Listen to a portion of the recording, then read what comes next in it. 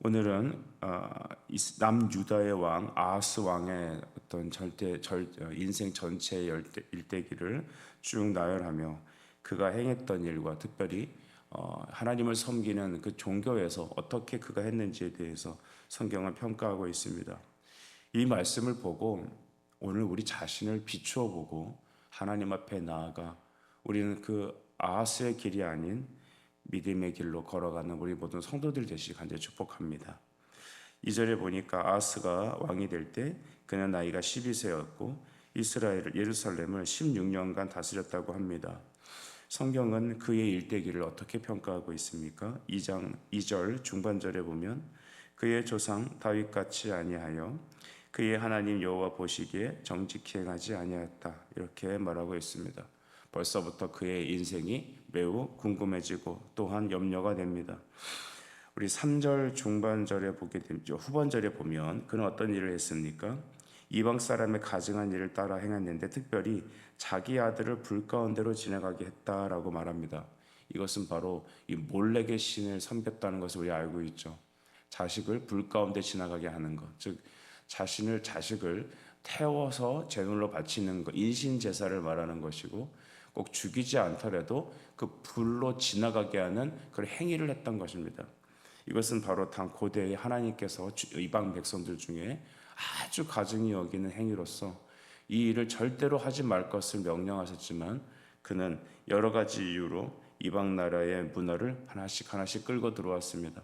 하나님 앞에 마음이 바르지 않으니까 세상이 더 좋아 보이는 겁니다. 여러분, 우리는 이렇게 생각해야 됩니다. 우리는 입으로는 하나님 찬양한다고 하지만 내 심령 중심에 정말 하나님이 중심인지 점검해야 합니다.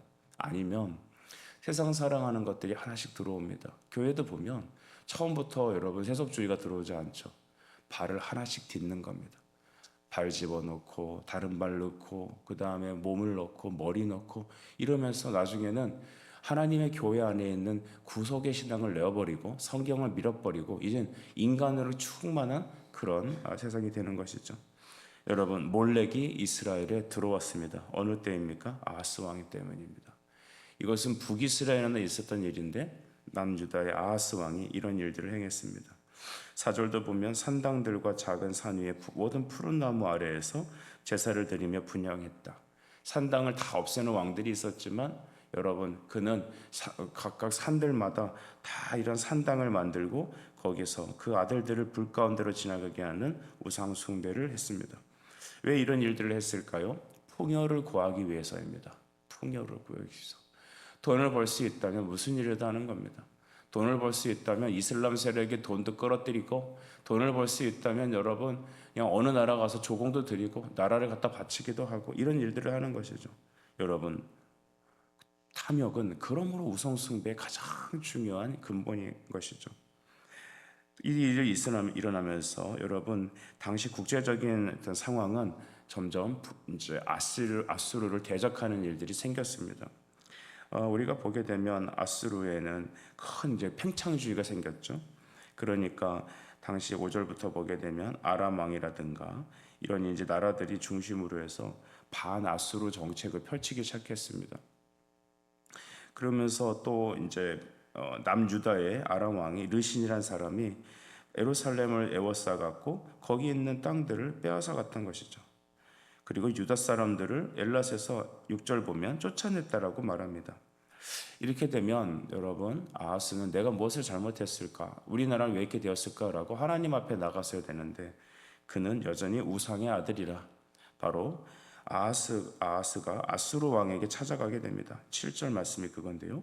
아하스가 아수르 왕 디글라벨레스에게 사자를 보내 나는 왕의 신복이요 왕의 아들이라. 이제 왕의 아람 왕과 이스라엘 왕이 나를 치니 청하간대에 올라와 그 손에서 나를 구원하소서라고 말합니다. 그에게 조공을 바치면서 이제 참전을 이제 아수르 왕의 군대를 예루살렘으로 끌어들이는 모습이죠. 근데 이 고백이 보면 완전 신앙 고백 같습니다. 자세히 보시면 7절에 나는 왕의 신복이고 왕의 아들이라라고 써 있습니다. 이런 것들은 여러분 신앙 고백에 가까운 것입니다. 하나님께 드려야 되는 것이죠. 나는 하나님의 종입니다. 나는 당신의 아들입니다. 이렇게 고백해야 되는데 이제는 아하스는 하나님이 없어요. 자기한테. 아수르, 힘 있는 자, 돈 버는 일, 그것이 자기의 힘이고 여러분 능력이었습니다. 우리나라도 자세히 보면 예전에 동학농민 운동이 있을 때 이 조선 정부가 어떤 일을 합니까? 특별히 민씨 일가들이 일을 했다고 우리 역사에서 알고 있는데, 그 위안스카이라는 사람에게 이제 연락해갖고 청군을 우리나라에 끌어들이죠. 그렇게 되니까 일본 군대까지 그 빌미로 쳐들어오게 되잖아요. 그러니까 동학농민 때 여러분 운동 때 나라가 자체적으로 그 일을 해결하기 어려우니까 외부 군대를 끌어들이면서 이제 우리나라는 본격적으로 외세 침입이 시작되는 것이죠. 아하스 왕이 그런 민족과 비슷합니다.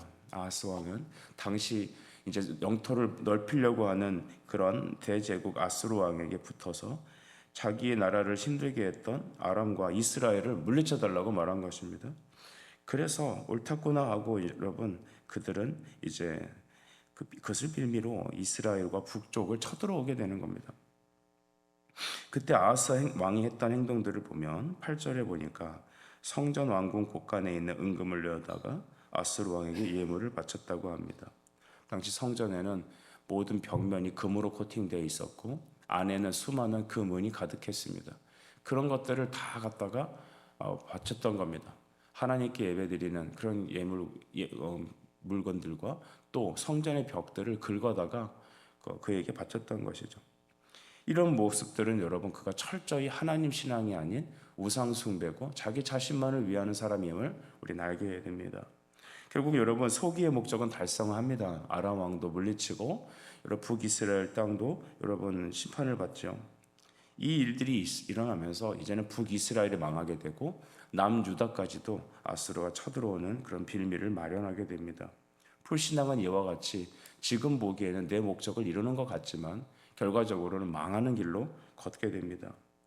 이제 여러분 10절에 보니 아하스 왕이 아수르 왕 디글라필리셋을 만나러 그 나라에 가게 되는데 그때 다메섹이라는 곳에 갔습니다. 갔더니 거기에는 제단이 있었고 그 제단을 보고서 여러분 아하스는 다음 같은 생각을 합니다.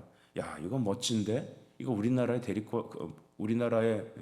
갖고 와야겠는데? 그래서 제단을 보고 모든 구조와 양식을 그림을 그려갖고 당시 있던 제사장이었던 우리아에게 보냅니다.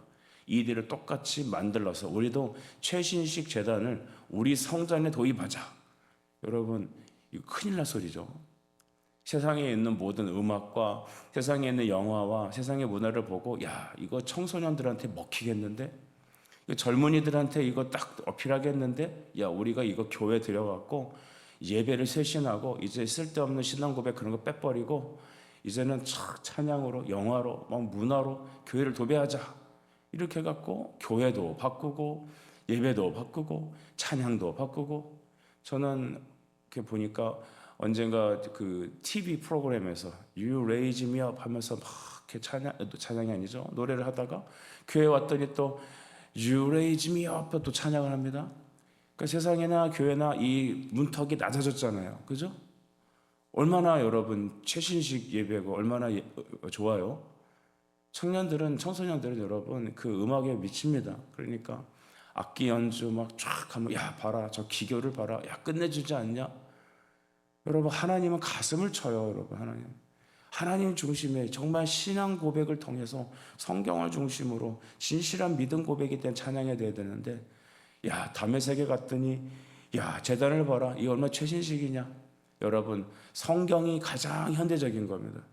진리가 가장 고상한 거고 말씀이 가장 현대적인 거고 지금 살아계신 하나님의 역사가 가장 능력이 있는 것이죠.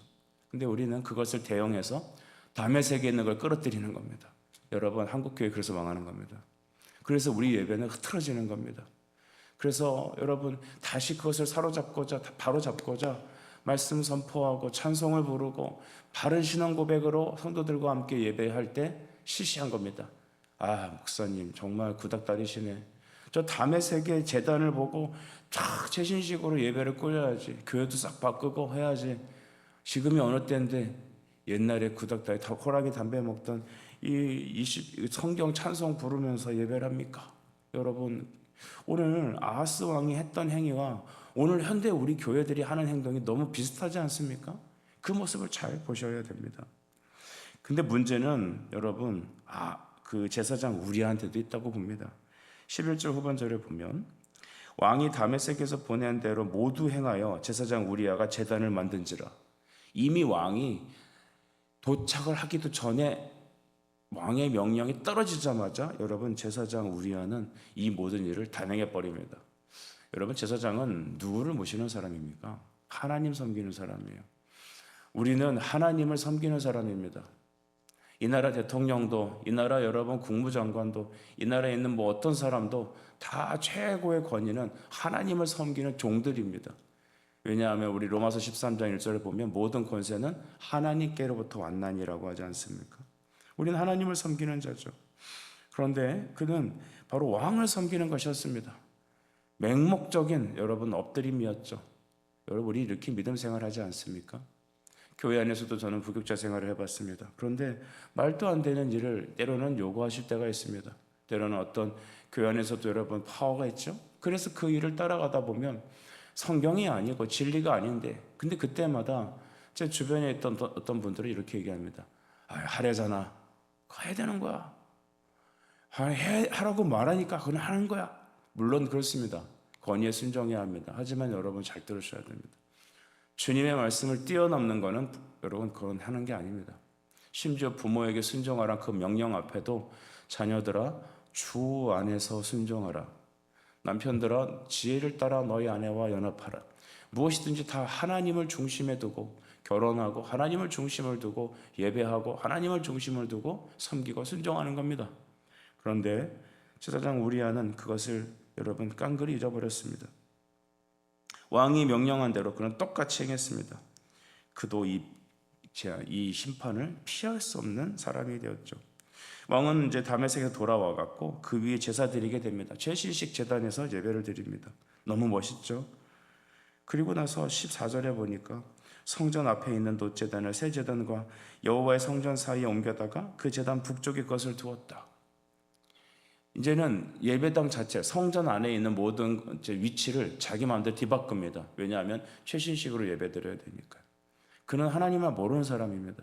하나님을 모르는 사람이 목사가 되고 하나님을 만나지 못한 사람이 교회 중직자가 되고 하나님을 모르는 사람들이 여러분 예배당의 주인이 돼버리니까 그 다음부터는 어떻게 됩니까? 모든 안에 있는 위치를 다 바꿔버립니다. 히브리서 8장 5절 말씀을 제가 참조해서 읽어보겠습니다. 그들이 섬기는 것은 하늘에 있는 모형과 그림자와 모세가 장막을 지으려 할 때에 지시하심을 얻음과 같으니 이르시되 삼가 모든 것을 산에서 내게 보이던 본을 따라 지으라셨느니라.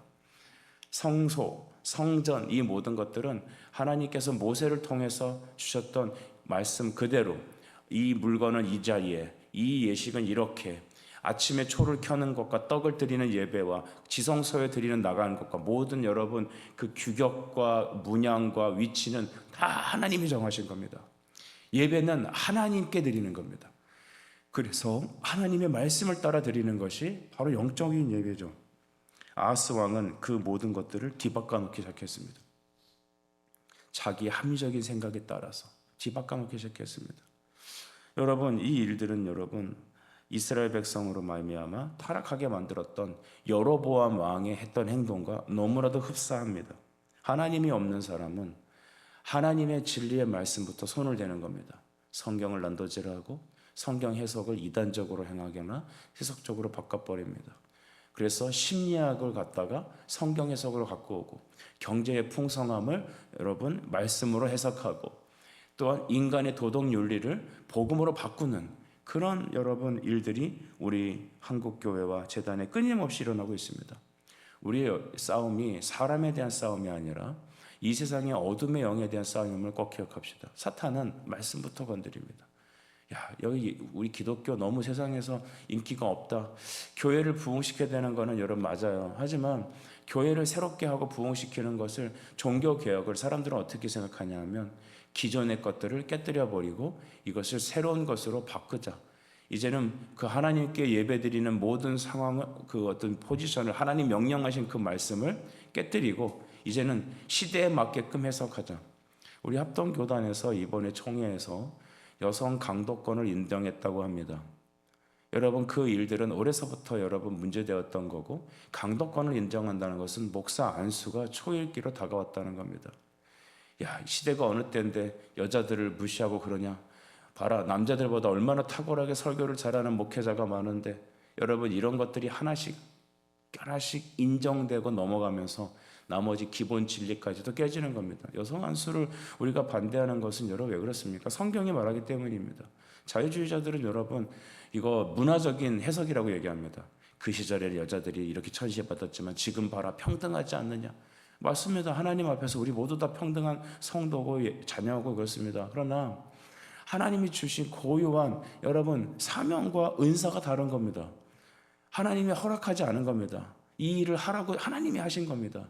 하나님께서 성전 안에서 예배 드리고 물두멍은 여기 있어야 되고 제단은 이렇게 쌓아야 되고 하나님 앞에 번제단은 이렇게 되고 그거를 다 바꿔버린 겁니다. 누가? 아하스가. 그걸 하나님 섬기지 않는 사람입니다. 저는 우리 청대 목사님들한테 물어보고 싶습니다. 저 개척교회 목사가 묻기는 좀 어렵겠죠. 도대체 여러분의 행동이 아하스의 행동과 뭐 다릅니까? 여러분 오늘 그래서 아하스의 모습을 보면 가관입니다. 17절 물두멍도 여러분 뜯어냈어요.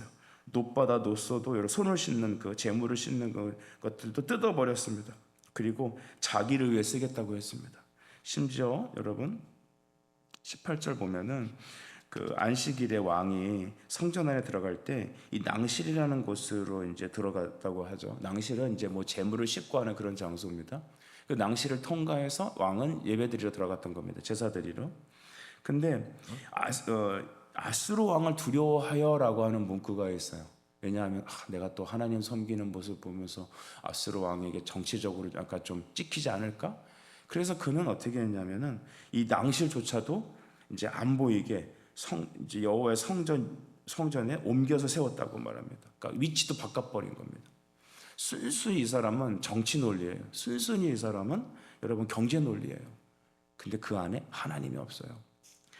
하나님께서는 아수르 왕에게 하나님을 섬기는 것을 등한시하는 것을 보이기 위해서 행하는 이 아하스의 행동을 매우 탐탁지 않게 여겼을 겁니다. 여러분 우리는 복음을 부끄러워하지 않습니다. 성경을 부끄러워하지 않습니다. 개인 신앙은 개인 신앙이고 정치인은 경제인은 그 세상의 경제 논리에 맞게 또 이 세상 모든 사람들이 인정할 만한 그런 여러분 통념으로 정치인은 정치하고 교회에서는 집사인데 밖에 나가면 여러분 안집사가 되면 안 되는 겁니다. 우리는 삶의 모든 곳에서도 믿음의 삶이 되어야 합니다. 주님은 등불을 등경 위에 비추라고 하셨습니다. 즉 복음을 이 세상 위에서 비추라는 것이죠. 하지만 우리는 교회 안에서만 등불을 원래 펴놓고 밖에 나가면 등불을 등경 밑에다가 숨기는 일들을 상당히 많이 하고 있습니다. 여러분 우리의 신앙은 어디에 있습니까? 여러분의 기쁨은 어디에 있습니까? 여러분 말씀을 정리하겠습니다. 우리 아하스 왕, 남유다의 아하스 왕은 이와 같이 12살의 왕이 되어 16년간 이스라엘 다스렸다고 합니다. 그가 행했던 일들을 보십시오. 몰렉을 끌어들입니다. 그리고 북이스라엘과 또 여러분 아람이 연합하여서 대적을 하니까 외국 군대를 끌어들입니다. 그 왕에게 잘 보이기 위해서 성전의 물건도 뜯어내고 또한 거기서 다메섹에서 배워온 최신식 제단을 가지고 최신식 예배와 또한 정치적으로 자기가 아수르 왕에게 조금 미움을 받을까 봐 그것마저도 성전 안에 있는 낭실을 바꿔버리는 아주 위험한 일을 단행해 버립니다. 여러분 이 모든 것들은 모든 십계명의 내용을 대적하는 것이고 이스라엘로 하여금 여로보암의 길을 걷게 만드는 것이었습니다. 여러분 복음을 로마서 1장 16절을 이하에 보게 되면 바울은 내가 복음을 부끄러워하지 아니하노니 이 복음을 모든 믿는 자에게 구원을 주시는 하나님의 능력이 된다고 말하고 있습니다. 기록된 바 오직 의인은 믿음으로 말미암아 살리람과 같으니라. 오늘 이 아침에 아하스의 이 모습을 보며 우리 한국교회의 정치 상황과 지금 우리 한국교회 목회자들과 지금 한국교회에서 예배하고 있는 저와 여러분이 어떤 위치에 있는지를 점검하십시오. 우리는 아하스의 길을 걸어가고 있지 않습니까? 하나님이 복음이 부끄러워하지 않습니까? 하나님이 우리 중심에 있지 않다 보니까 우리는 이미 아수르를 끌어들이고 몰렉을 끌어들이고 최신식 제단을 쌓고 우리 안에 그런 예배로 기존에 있던 하나님의 진리의 말씀을 무시하고 우리가 원하는 방식대로 예배하고 삶을 살아가고 있지 않습니까? 이 모든 것 위에 여러분 우리는 하나님의 진노 위에 서 있을 것입니다. 진리를, 복음을, 성경을 건드려서는 안 됩니다. 우리는 하나님이 주신 말씀 그대로 믿음을 따라 걸어가는, 오직 믿음으로 살아가는 저와 여러분의 하루가 되시길 간절히 축복합니다. 기도드리겠습니다. 주님 은혜를 감사합니다. 오늘 이 말씀을 보며 우리의 삶이 정말로 아하스의 모습과 너무나도 흡사하다는 것을 발견합니다. 주여, 이 땅에 있는 한국교회와 우리의 믿는 성도들의 믿음의 삶과 우리 개인이 아하스가 아닌 여호와를 경외하는 그 믿음의 길, 오직 의인은 믿음으로만 살 것이다라는 이 말씀이 우리 삶의 지표와 표대가 되게 하여 주시옵소서. 예수님의 이름으로 기도드립니다. 아멘.